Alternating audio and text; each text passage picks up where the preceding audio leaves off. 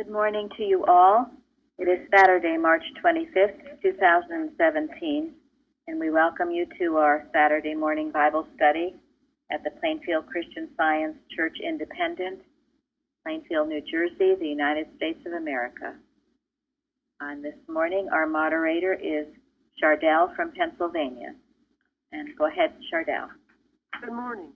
First of all, I would like to read from Miscellaneous Writings by Mary Baker Eddy, page 21.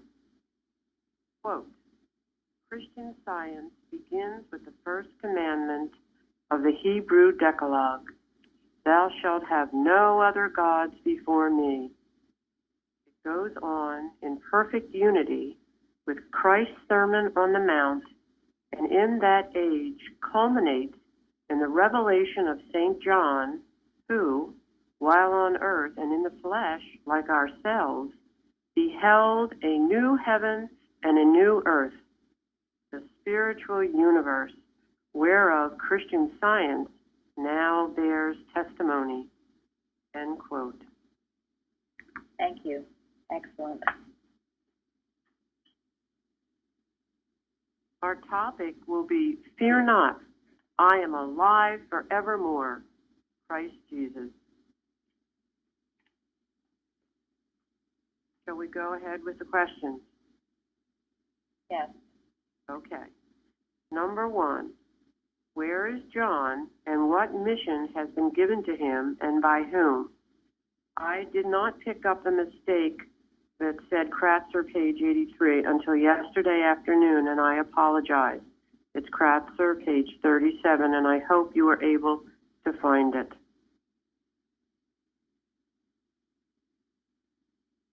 Where is John? On the island of Patmos. He was exiled there on that island outside of Greece for promoting Christianity, and they didn't like it. Thank you. He was in a prison. I think the Romans put him there. It's interesting because he was the last of them all. All the disciples had been martyred. Paul had been martyred. Only John was left. I believe that was prophesied. And Kratzer makes it quite plain. He feels there's no question as to which John it is and was. It was the beloved disciple, John. Because there are a few Johns at that time. But Kratzer seems to feel quite strongly, and I do too, which John it is. It's the John that he said he gave his mother to, right? Yes, That's right. that beloved disciple. And my understanding is too, and I forget now where I read it, but during his last days, John was always, if he was in a prison, wherever he was, but he was always saying, little children, love one another. That was his final message. But he didn't stay at Patmos. He was released. Okay, well then, wherever he was released to, that's where he... Well, I think he came back to Israel. He spent his last days there, and he had a little house there, and people would come to him for instruction. He would teach anybody who was willing to make the journey. Must have had a lot to say. This is the same John that they tried to burn in boiling oil too, right? I believe so. Well, they tried to martyr him, and it didn't work. They just put him in prison. It didn't work, right. So what mission was given to him and by whom? Yeah. Who came to him, and what was his mission while on Patmos? Well, it was mission from God, wasn't it? Christ came to him. Revealed the message of what was to come, right? Yes. And he was told to write down a prophecy that would be given to him by Christ Jesus. And it's not necessarily the man Jesus in person,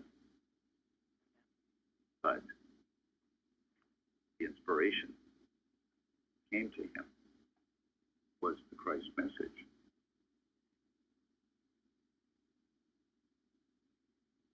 Yes.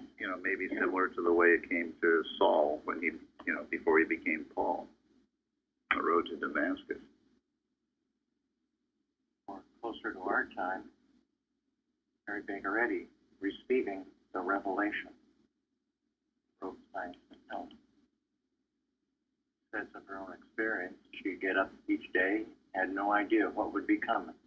But when it came, she could do no other but simply write. Well, Kratzer says that he wrote it at Ephesus, and it says it seems to be internal evidence is that he wrote under great stress, if not under excitement.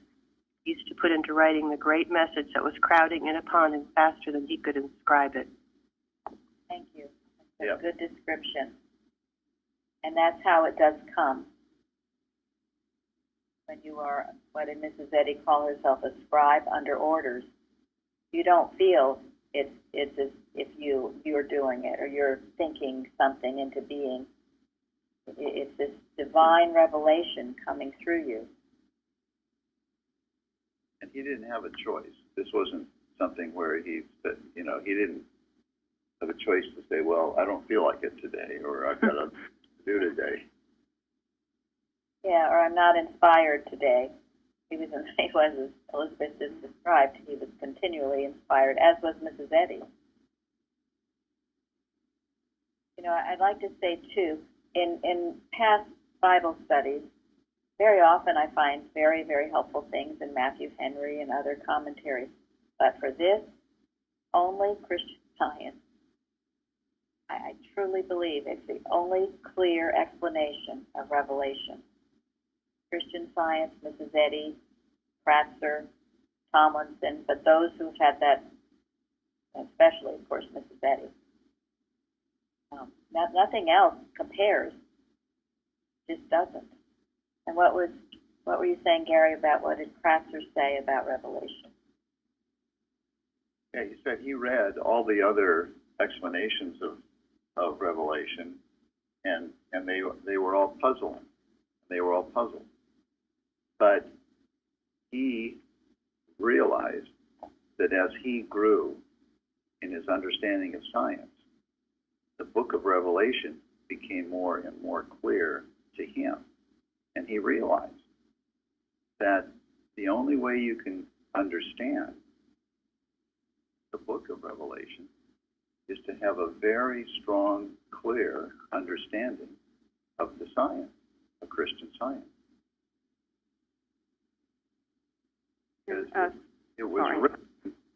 It was written solely, exclusively out of inspiration, and it can't be understood unless you have the science and are inspired yourself.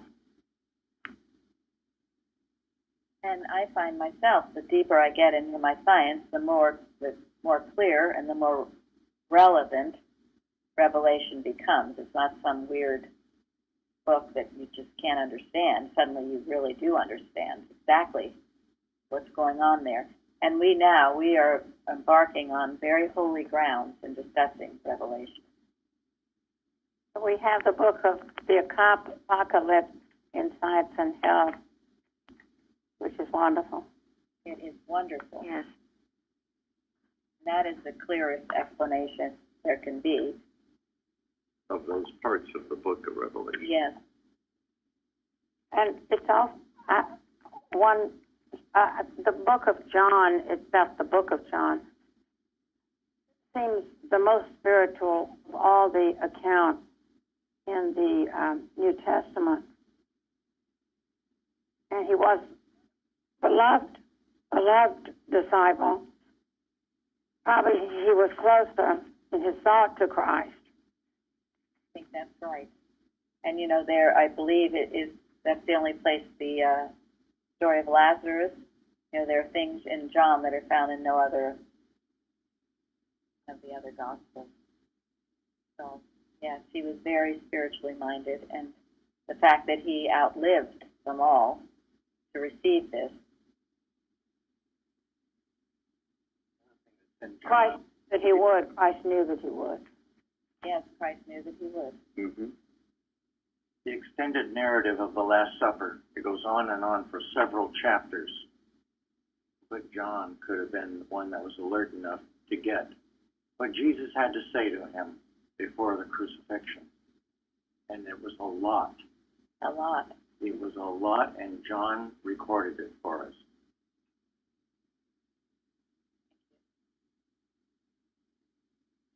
That's why it's probably the most helpful or useful of the New Testament books, because he was so spiritually enlightened and that close spiritually to Jesus. I mean, it's a little like the biographies of Mary Baker Eddy today, isn't it? You've got all these human biographies of Mary Baker Eddy, which are, some are more interesting than others. But Carpenter wrote down what was really happening spiritually. And that's why Carpenter's biography, based on his 1 year of living there, is more valuable to us than all the human biographies of Mrs. Eddy. I think it's the love for her that does it, like anything else. The love for Christ. Well, yes, and a love for the science that she lived and demonstrated, that he was able to see in her life. Yes. And a clear perception of what her mission was. People just look at the human being. How many people look beyond that and see the mission that's being fulfilled? And it was that love that enabled him and his son to carry on through tremendous opposition to get his book available to us today. As we've said, Discerning the Rights of Man will tell you everything that was, again, the Red Dragon trying to prevent it and to stop it from the organization, Animal Magnetism calling itself that, to stop it. But the goal was achieved. And we do have those writings, thank God.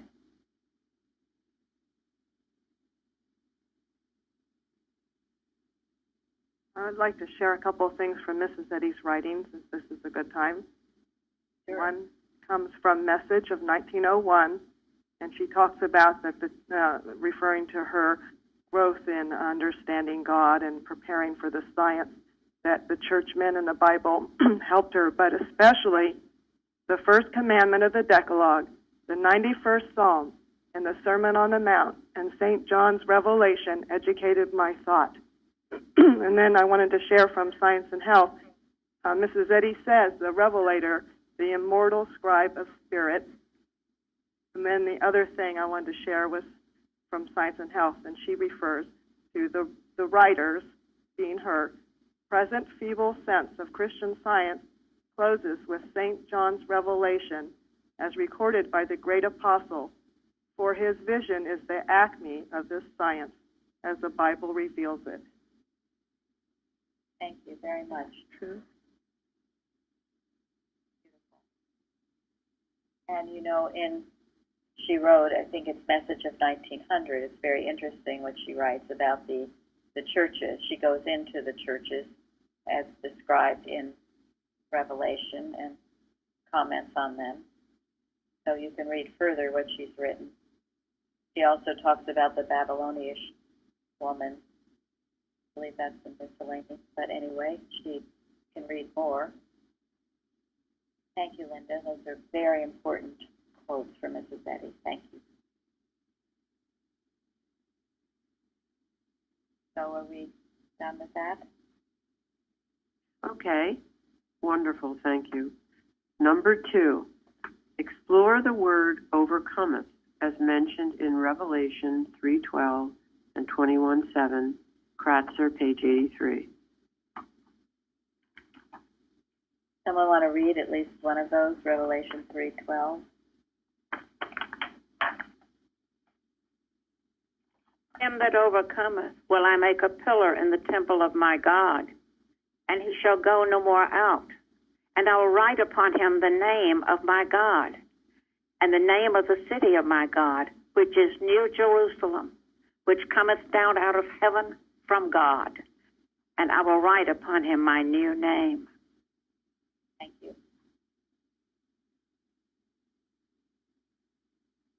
Chapter 21, he that overcometh shall inherit all things, and I will be his God, and he shall be my son.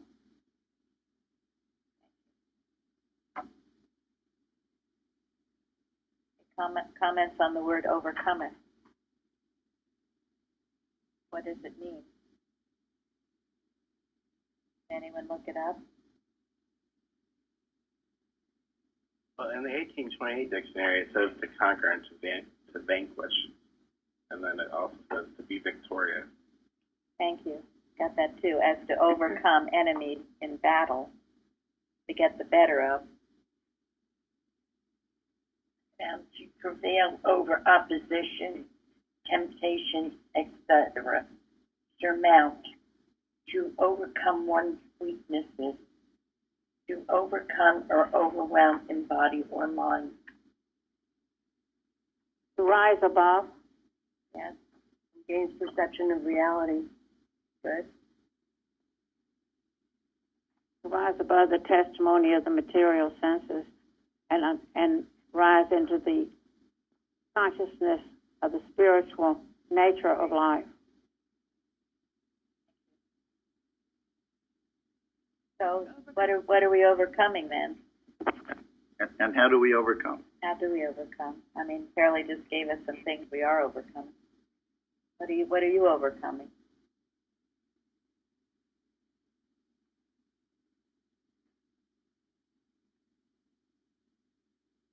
Wrong idea of what life really was. Good. Good. All the awful past history. Thank you. Personal sense. Absolutely. That's the big one, personal sense. So you have a selfhood apart from God. You have your own little orbit outside of God. Overcoming fear. Yes. Yes. Very good. And how do you do that? When you come to understand God and know God, there is no fear. You love God. You can't have fear. Very good. That's right, too.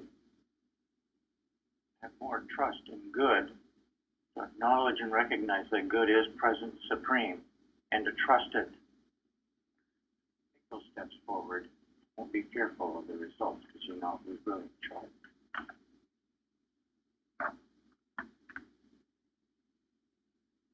And when the opposition comes, and it will, you hold thought steadfastly, the enduring the good and the true. Persevere. You don't give up. You don't give in. You'll learn the lessons as they come to you. They will come. They probably will never stop coming. Must be why long suffering is one of the fruits of the Spirit.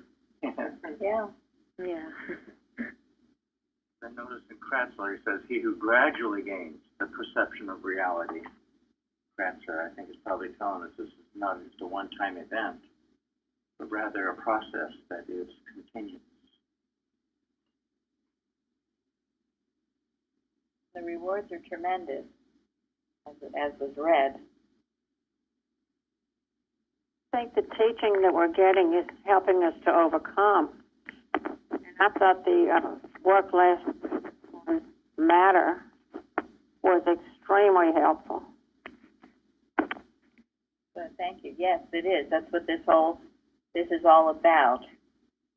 Get you as demonstrating scientists know what it is and how to heal yourself and others, and overcoming all the beliefs of the human mind.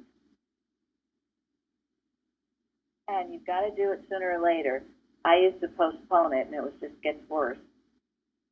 Might as well dig your heels in now and get started if you haven't already, which I trust you all have. But as Mrs. Eddy says, it's wonderful employment. It is. It'll keep you busy 24 hours a day. You'll never be fired from it, too. You never what? Never be You'll fired. never be fired from that employment. Absolutely. Or retire. Yeah, or Well, retire. right. No fire, no retire. I think that's the wonderful thing about it, because I know, like, Christianity I was taught as a kid, heaven was always this idea that you're all done, you go there, and it just sounded really boring, you know? but this, that have the constant challenge and everything, that, to me, that's more my speed, so I'm happy about that. Yeah. One thing where it says here that really got me, it says there was war in heaven. Couldn't help but thinking, like, of all the places to have a war, in heaven, doesn't sound very heaven. But that's evidently that is so. We are in a battle, and it can't be avoided.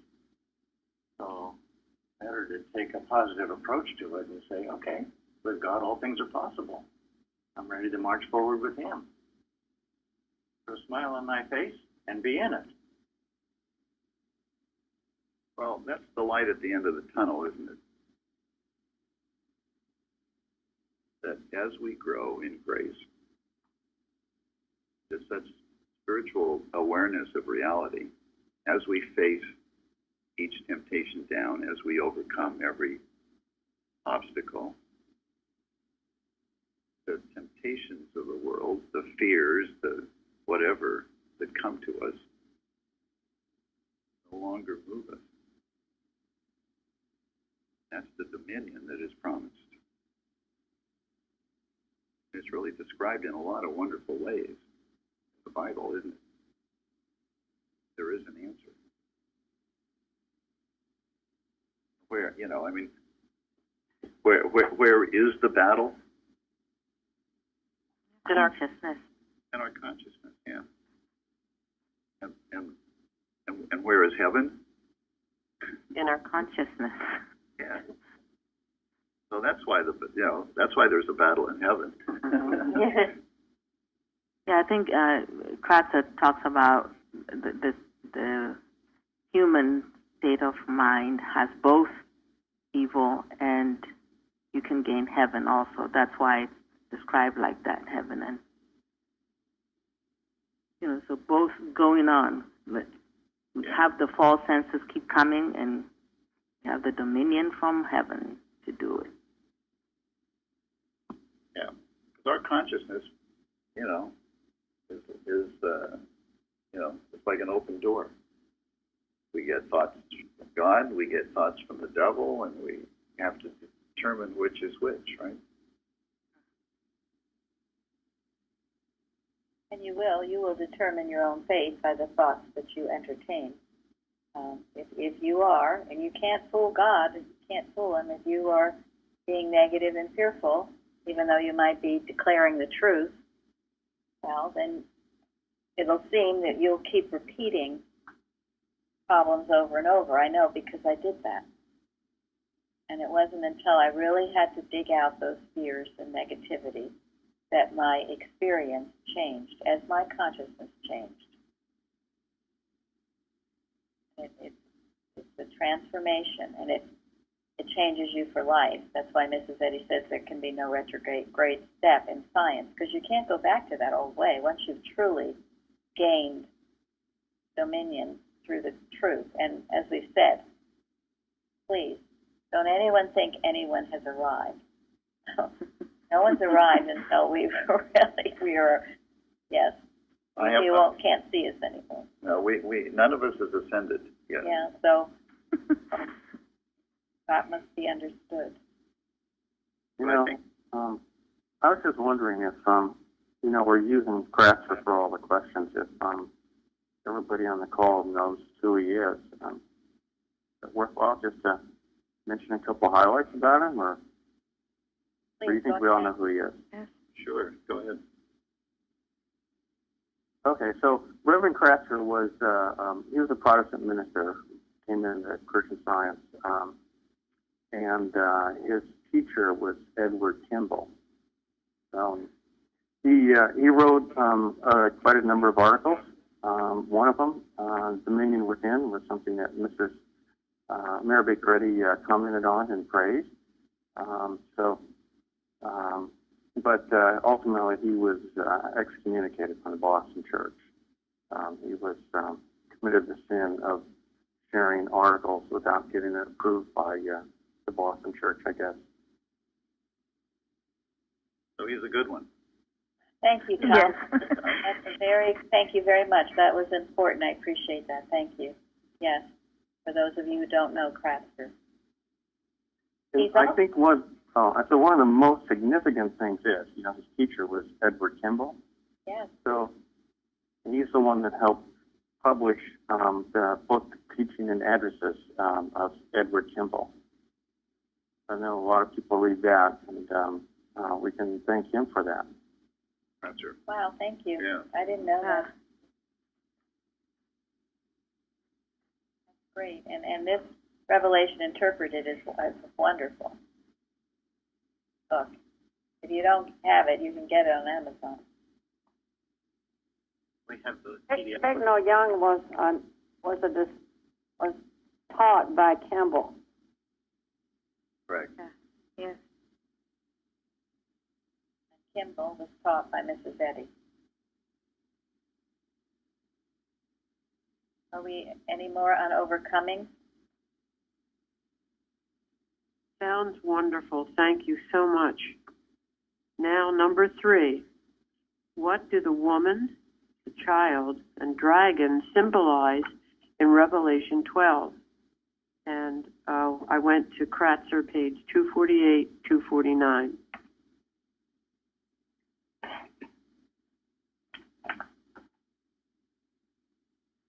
Well, the woman symbolizes the spiritual church.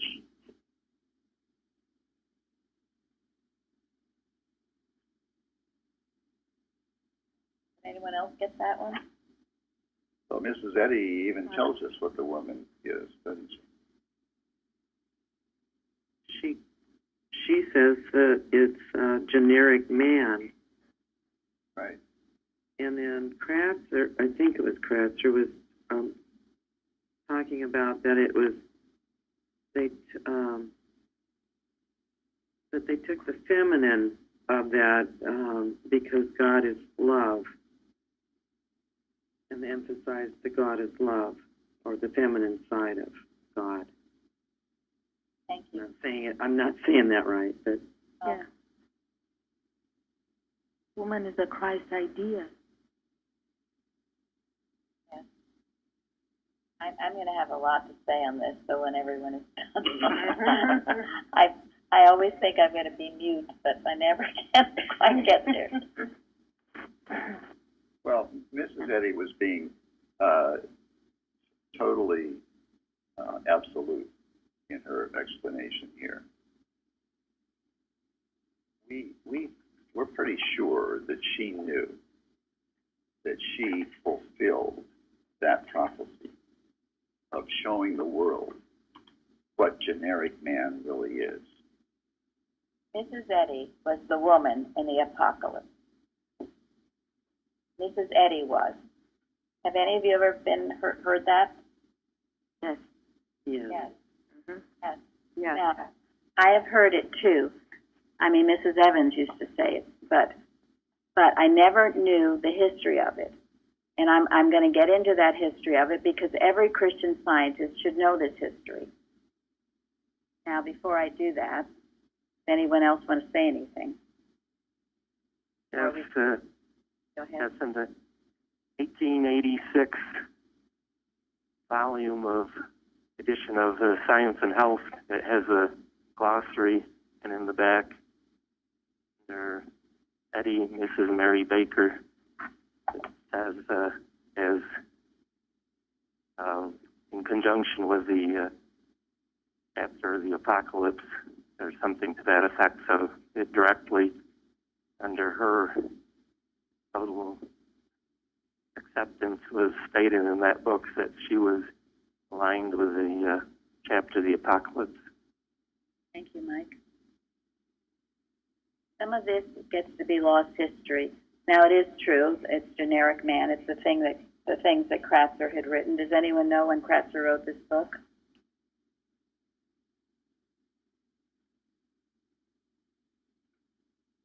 1915. 1915. 15 years after Mrs. Eddy passed on. 5. No, 5. Oh, 5. Oh, sorry. She's still here. Okay. All right. Well, anyway, this will all make sense as I tell this story. Now, recently, for no reason that I knew of, I come upon some things that I began to read, things I had in my library that I'd totally forgotten about. One is, it's called Reminiscences of Richard Conwell Shoup, S-H-O-U-P, pertaining to Christian Science.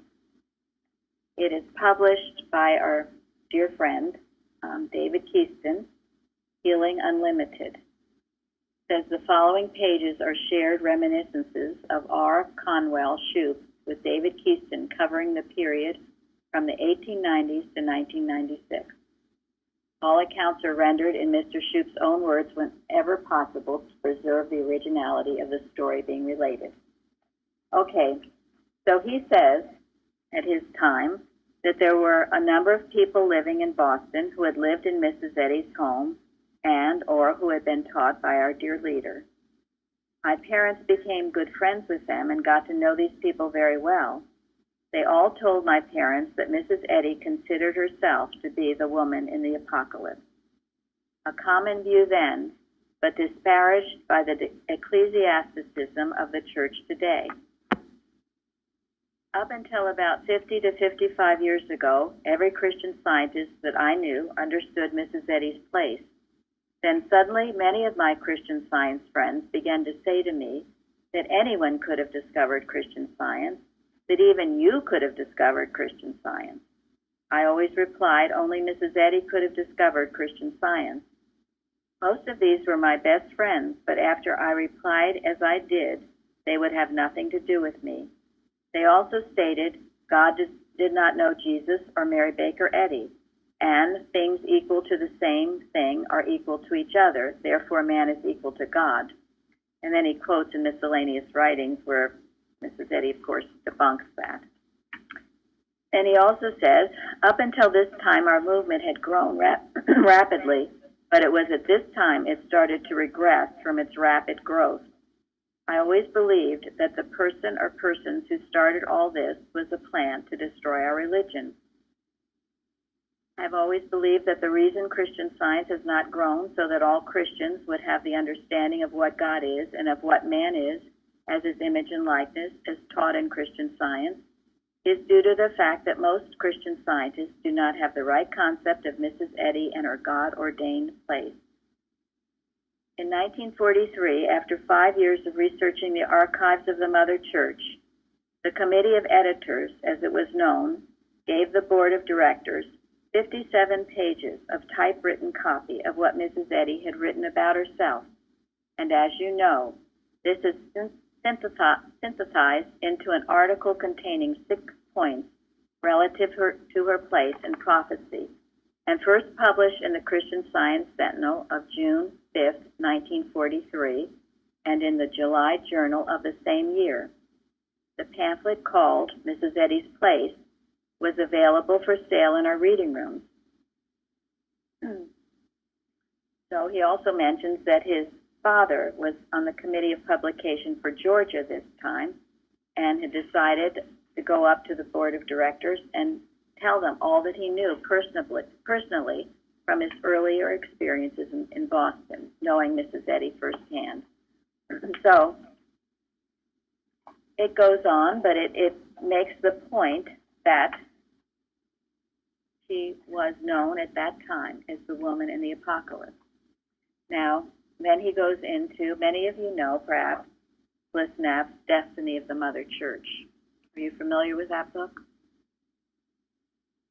Yeah. Yes. Okay, what is in that book? He talks about Mrs. Eddy's place in prophecy, and it tore the whole church apart because there was the camp of people who didn't want to believe she was, and the camp of people who felt it needed to be said. And then there was money issues involved over it, too, because they got money for publishing the book. Yes. It caused a lot of rift. My teacher was part of one of it, the RIF, so that's how I know about a lot of it. Good. Well, we should know Well, about. Go ahead. What I think fascinating is, it's not a book saying, oh, the topic of the book is that Mary Baker Eddy is a woman in Revelation.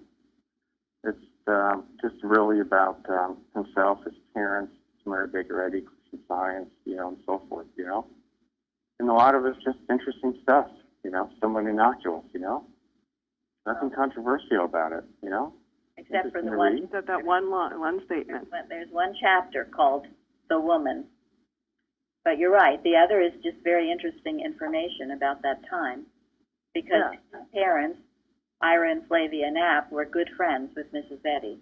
They knew her. They got letters from her. He tells a lot of things I'd never heard about. But he has this one chapter called "The Woman." Now, he made, I think this was in his will, and I'm not a total authority on this. Maybe some of you know more than that, but that in order to get a great amount of money that he had, I call them, the board of directors had to agree to publish the book. And he told friends that he knew that they would publish the book because they wanted the money, and so they did. $90 million, by the way. How much? I think it was about $90 million. Wow. Yeah, it was really high. It was really high like that. And But they refused to do it until they were virtually bankrupt. Yes, because this book, I believe it was published in 1991. Maybe it was published before then, but that's what my book says. And I have the the VOD version of it. All right, so Well, they were so dishonest because when they published it, to kind of get over this argument that they're in essence authorizing this book and that everything in there is true and so forth, they came out with this 20th century biography series and said, oh, we're just going to make available a bunch of books written about Mary Baker Eddy. They weren't necessarily authorizing the book, but they did publish it, according to I'm sure they would the not. requirements. Thank you, and I'm sure that they would deflect so you would read other things. I can't say I ever read this book till recently. I should have. And then try and find the 20th century biography series today. As soon as they could, that whole program died. And in the shoot, Still false and lying and unethical. it is. And that's why it's dying. And they would find in the churches people vary at variance about whether this was true or not. Some people would absolutely refuse to believe it was true. The reason I'm going into this is because it's making a point that if we do understand, and as Kratzer said in the beginning, the more you understand science, the more you'll understand Revelation, and the more it'll become really obvious that it is Mrs. Eddy, then this is lifting the veil, because one of the definitions of Revelation is called unveiling. It's the Greek interpretation. It's lifting the veil on this science. As we get correct understanding, we have to know our history. And as we get these correct understanding of it, it's going to lift. We will rise. We will see more and more. We will understand more. If it stays hidden, and which it loves to stay, because we know that the serpent likes to remain hidden, then you won't have this understanding. So it's important that you do understand it and accept it and let your thought rise with it. So in Lewis's Knapp, and it's a short chapter, he starts out with, the kingdom of heaven is like unto leaven, which a woman took and hid in 3 measures of meal till the whole was leavened. Then he said, in fulfilling the prophecy, I will open my mouth in parables. I will utter things which have been kept secret from the foundation of the world. The fact that this parable about the woman was kept secret from the foundation of the world implies that this is no ordinary woman and that her mission must be unique. Now, I don't know if you all remember, it was on the forum, the 2 leavens. One is the leaven of the Pharisees and the Sadducees, and Elizabeth wrote about it. And the other is the leaven that Mrs. Eddy talks about. right? And Mike wrote about. And what is that leaven?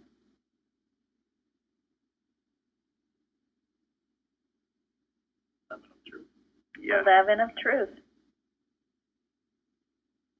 Now, many people took that prophecy as the leaven of the Pharisees and the Sadducees, which meant Jezebel, the Babylonish woman, all the evil.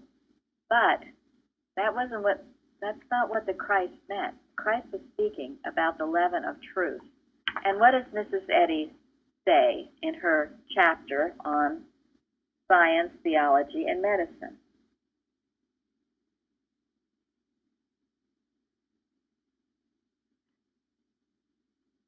The truth is working. It's leavening all over.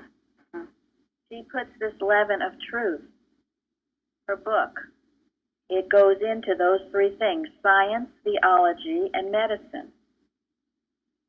And it is slowly changing the world. And it is working silently, just like leaven works. Those two, that blog was a very good one, interesting one on leaven. Should have it in our magazine sometime. Anyway, so this leaven, this is what Mrs. Eddy did in discovering, founding Christian Science. This is the leaven of truth. So, and according to Mrs. Eddy, the second appearing of Christ in the flesh would come through this woman whose mission has been known to God from the foundation of the world, even as Jesus' mission was known. And then, of course, the child. What is the child? Divine science. Yes, divine science. Which the woman brings forth. Yes. Love brings forth. Yes. And written in her book. It's referred to as a child because it's a new and pure idea to mankind, anything. Mortal thought. And it says in the book of Revelation that this book, the opening of the book, was a problem beyond the power of any man to solve, because it was sealed with, do you know what it was sealed with? Sealed with 7 seals. Sure. And only the Lion of the tribe of Judah, the root of David, could unseal the book. So who is that? Christ. Thank you. It was Christ. The understanding of Christ.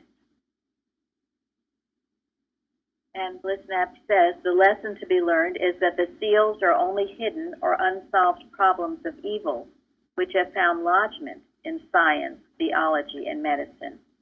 Then, in God's own time, the new leaven contained in the little book and prepared from the foundation of the world must be planted in those 3 modes of thought by the original woman whose place and destiny are unique.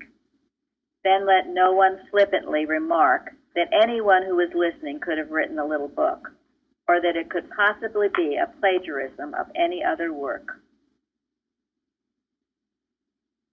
He goes on to say, and we talked about this a few weeks ago in the book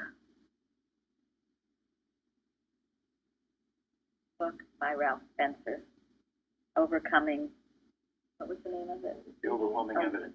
Oh, thank you. Overwhelming evidence, thank you. Yes. These are the prophetic visions of Daniel.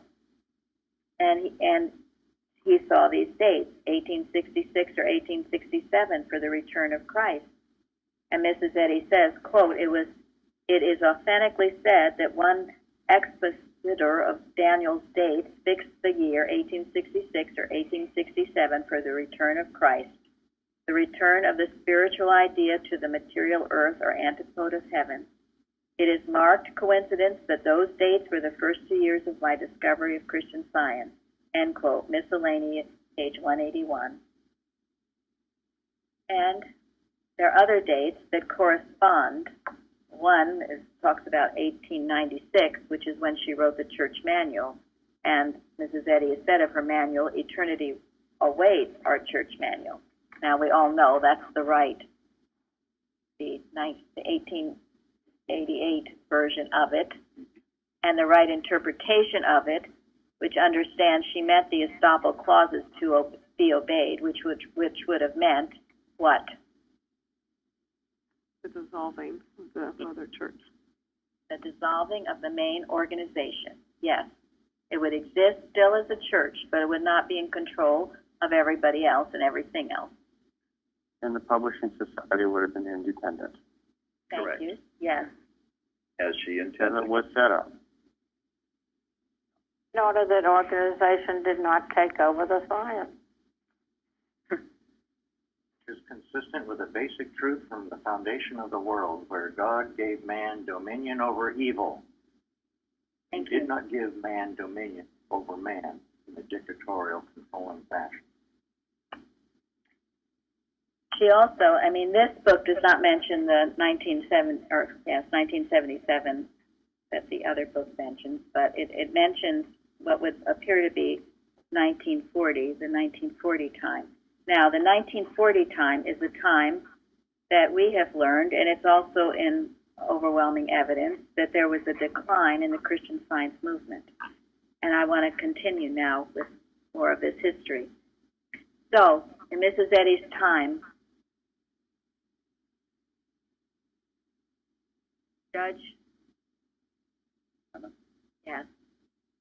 Judge Hanna wrote an article in which he said he felt that it was Mrs. Eddy who was in Isaiah 54, just as Jesus was in Isaiah 53. And you can look up those chapters. But it's a description of both of Jesus, and Isaiah says that it was Mrs. Eddy. He wrote that sometime in the year of 1898. It was revealed to him that the 54th chapter is as distinctly a prophecy of Mrs. Eddy as the 53rd chapter is a prophecy of Jesus. The editorial struck a responsive chord in Mrs. Eddy's thought, for it reminded her of a vision which had come to her 21 years before, when the first revolt had taken place in her church, leaving her with but one or two loyal students, and when she was without salary or funds. In that darkest hour, the people scorned her teachings, and even those whom she had raised from the dream of death shunned her in the street. Then came to her in a vision that remarkable utterance addressed to, quote, the daughter of Zion, which said, she shall sit under her own vine and fig tree, and all peoples shall hear her gladly. So she accepted that from the judge. I just wanted to add here, too, because I think it's quite beautiful, that hymn number 200 is O Daughter of Zion. It is a beautiful hymn. And I believe it was the first time she entered the original church. She walked down one of the aisles. She stood in that church where the first reader was, and she repeated aloud the 91st Psalm. Then she moved over to where the second reader stood, and she repeated that hymn, O Daughter of Zion. It's a beautiful hymn, and the reason it's so touching is she identified with that. Okay, so here, Judge Hanna wrote this. She approved of it. And then we had a little problem. And the little problem was Woodbury. Oh.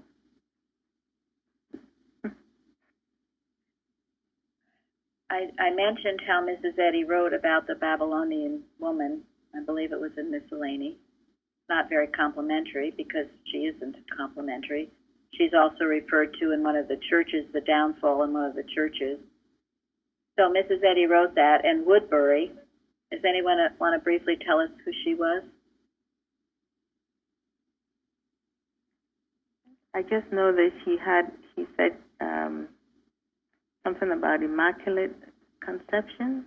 Right. She thought she had an immaculate conception. She was a wacko who wanted to take his place, Yeah. who had an illegitimate child, which she claimed was an immaculate conception, and brought a lawsuit against Mrs. Eddy. She caused a lot of disturbance by setting up a church nearby and drawing students away from Mrs. Eddy at the time, too, especially some of her good workers by her charm. Thank you. And she was one of Mrs. Eddy's students and very promising to start with. Thank you. The danger comes. Well, and so when Woodbury read this, what Mrs. Eddy said about the Babylonian woman, she took it personally. She thought that Mrs. Eddy was attacking her. So that's why she brought the law case against her. And she wanted Mrs. Eddy to go in court and to declare in front of everybody that she was the woman in the apocalypse. Woodbury wanted this, and that she was, and that Mrs. Eddy was to declare that, you know, her book was divine. So that was what that law case was about.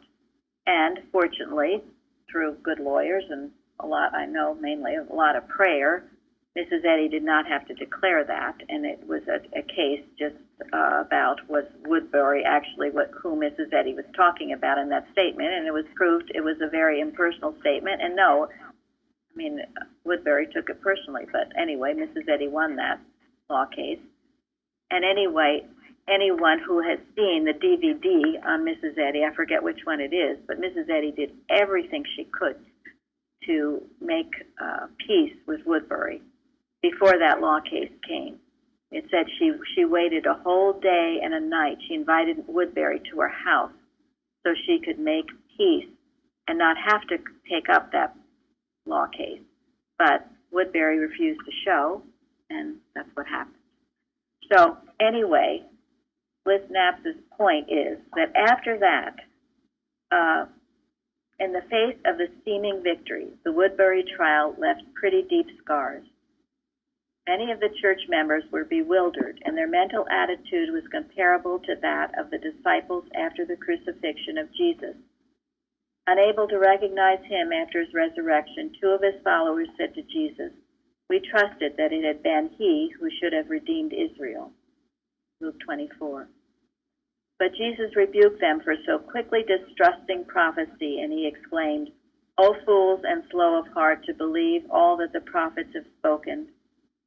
And so the Woodbury trial generated a crop of skeptics who began to evolve two very troublesome byproducts, which have kept many Christian scientists wandering in the wilderness ever since. It was only one more step for them to regard her only as a type or symbol of feminine thought, even as Jezebel is another type of feminine thought. They were afraid to concede that Mrs. Eddy had ever had a place in Bible prophecy, such as Judge Hanna had expressed in his editorial, and which Mrs. Eddy had approved. The Woodbury trial, which seduced people into believing that anyone who was listening for God's voice could have discovered Christian Science, and that they could claim equality with Mary Baker Eddy and even Christ Jesus. So it goes on, but what it says is that at that time, because Mrs. Eddy did back off, she was not going to publicly tell everyone she was the woman of the apocalypse. Why not? That would be thought. That would be personal sense. And people would chemicalize over it. They would chemicalize over it. It would enrage mortal thoughts. But it wasn't predicted that by 1940, perhaps the time would come when it would come out and be accepted. Now, my understanding is Bliss Knapp, this book was written 1947, you're correct. Yes. Okay? The first publishing. Thank you. So with that rising and with that understanding, instead of a decline to the movement, there would have been a rise in the movement. But you see what happened for various reasons. That understanding has not been widely known or perhaps widely accepted. So let us think intelligently about this topic.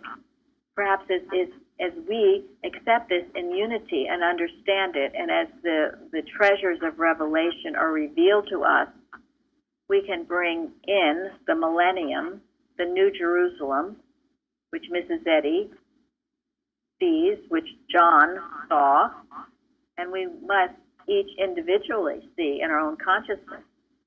But this is a step to it, and it is a step I don't think we can bypass. Not according to this, and not according to people whose opinion, shall I say, that I greatly value. So, go ahead. Anyone? I was going to say, it's just an interesting observation comes to me. You know, you talk about how Mrs. Woodbury, you know, made this lawsuit against Mary Baker Eddy, and then Mary Baker Eddy tried to, you know, work things out with her, you know. I don't recall, or maybe someone can tell me if I'm wrong, but I don't recall, like, we know that lots of people left the church, you know, who were taught by Mary Baker Eddy, okay? And I don't recall that Mary Baker Eddy went after him, filed lawsuits against him, said that she owned Christian Science and they couldn't be teaching Christian Science and all that sort of stuff because it was hers. I mean, I don't recall she ever did that kind of thing. That's a very good point, Tom. I don't remember that either. And yet, but there were a lot of people who left. There were. Yep. There were. And she let them fall or rise on their own merits, unlike the organization, right? Right. Unlike the organization. That's the observation I was thinking, like, the Boston Church, the organization, has done that, you know, I mean, just so much, going after people. Including Kratzer, including us, including the carpenters, including these workers that were taught by people, either taught by Mrs. Eddy herself or by people who were taught by Mrs. Eddy. Including the trustees of the Publishing Society. Eustace. I believe there was an instance very early where a guy by the name of Ahrens told Mrs. Eddy that he could collect, and I think it was because people were able to sell Science and Health and keep a little portion of that. But I think he said that he could collect from these people, and she let him go ahead, not realizing what he was doing. He did file a lawsuit against them, and she was not pleased with it. And then in the end, it was very fascinating because he ended up defecting from her too. Thank you, Mike. Kind of a Judas spot. Right? Yeah. And you think of, you know, with Jesus when Peter was going to took that guy's ear off, and Jesus rebuked that.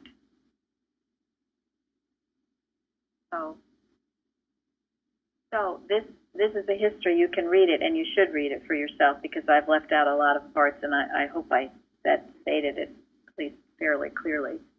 But it needs to be known. And I just happen, and I know God directs these things, I just happen to be reading these things, not in any sense of, well, we're going to have a Bible study on Revelation. Just happened.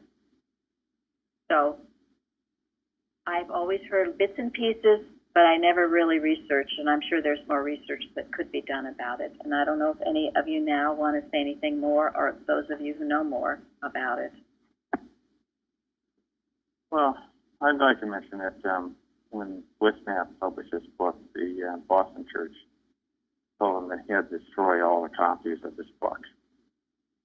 So they destroyed a lot of them, and they were on a vendetta, and they actually went to the Library of Congress and demanded that they give the copies of the Blitzknap book that they had so that the Boston Church could destroy those copies. The Library of Congress refused, though. See. Well, it enrages mortal mind, and as I say, I don't know whether I would go and say, hello, my name's Mary, and that Mary Baker Eddy was the woman in the apocalypse. Not something you have to broadcast necessarily, but as a working scientist, you need to be aware of it, and I think it will enlighten your understanding of Revelation. You can see it all, and also you see the red dragon, because my goodness, with Woodbury, and then she had the next friend suit. That next friend suit was out to totally destroy her. Everything she did, her works, it was to dishonor her name. It was very, very wicked. It is why, as I mentioned, she moved from Pleasantville to Chestnut Hill. She only lived 2 more years, and she fought that good fight for those last 2 years, and she did win that case. But it would have, if she hadn't won it, it would have destroyed her and her work in Believe. And who was it that did it against her? Foster son, and who else? And her own son, wasn't it, too?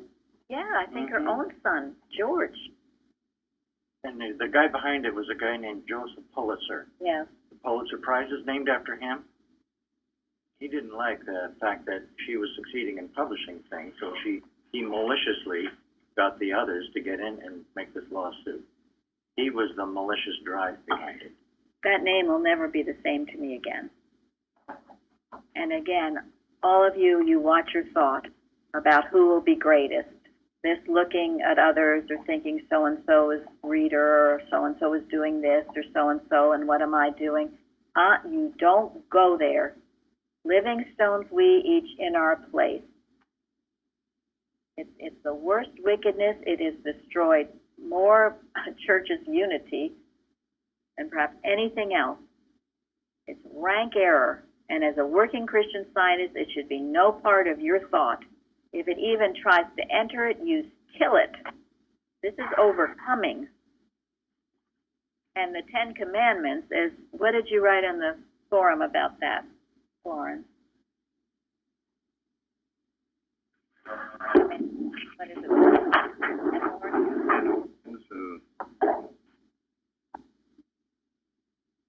She gone? There. Well, we'll probably get into it tomorrow at the round table, but I know it's 11 now. I don't know. Shardy, I'll put it back to you. I knew this was going to happen, but I couldn't help it.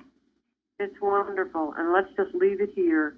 The only thing I wanted to say is all of this evil that it comes to us to be healed, it will die. It will cease. And that's what Revelation, I love this revelation. That's the revelation, the Christ to human consciousness. It will all die. Yes, it will destroy itself into a lake of fire and a night without a star. Because it was never alive. Yes. Never the truth in the first place. Yeah. So, The law of truth to error is that thou shalt surely die. Indeed, evil does come to an end. It's certain that it will. Yeah. For each of us, it is the clearing of our own consciousness that is going on here. yeah. The clearing of our own consciousness to see more clearly what is real and what is not real. You know, we've talked a lot of things about Woodbury and the lawsuits and Prather and all that sort of stuff. And I always think it's good just to, ground yourself and, remind myself of Eustace. Because Eustace never took things personally. Would not say anything about the Boston church, That's what he saw it. He saw that was what the dragon is. This impersonal evil opposed to the Christ. And neither person, place, nor thing. And he kept it there. That's right. It would have killed him. If he let in any of that, it would have destroyed him. Because then the animal magnetism, there would have been a bridge, and they would have been able to reach him. But he would not allow it, and he lived a long life, was a wonderful example of living your science and tremendous healing work, writing. A tremendous worker in science. I have great regard for Eustace. He also saw it as a freedom for him being released. He did. He did. He said that in his book. That's true, and we do too. That's how we felt once we saw it clearly. Yeah, once we got over the initial shock. Once we got through the battle. It has been a great release. And look at all these books we freely read and share without thinking that they're unauthorized, but they're authorized by God. So, thank you all. Thank you, Shardy. Thank you. Great lesson. Thank you. Thank you all.